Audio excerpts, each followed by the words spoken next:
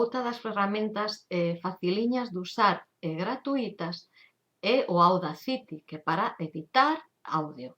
É moi sinxela de usar. Podemos descargala da páxina web oficial audacity.es. Lembrade, descargade solo as aplicacións das súas páxinas oficial. Isto vai evitarnos moitos problemas.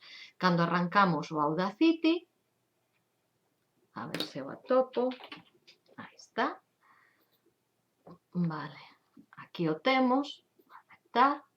O único que temos que facer para gravar é ter un micrófono instalado, vale? Prememos o botón de gravar.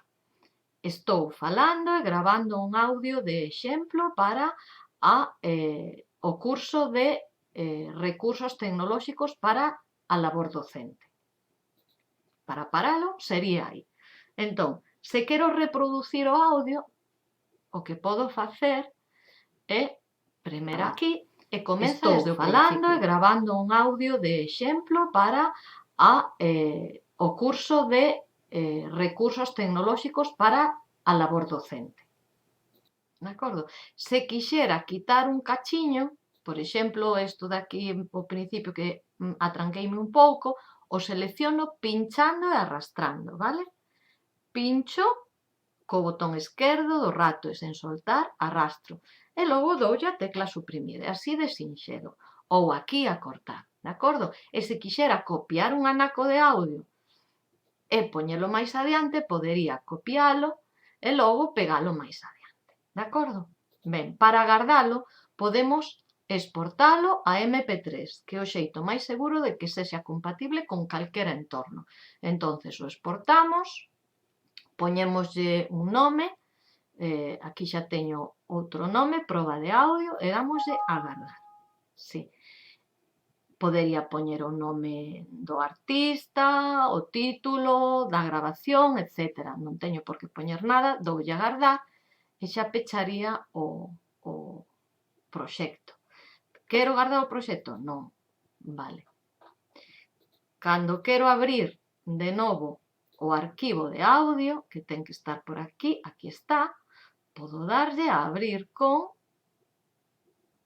elexir un programa, e aquí buscaría o Audacity, que non sei onde está agora, en archivos de programa, aquí, 86, vale?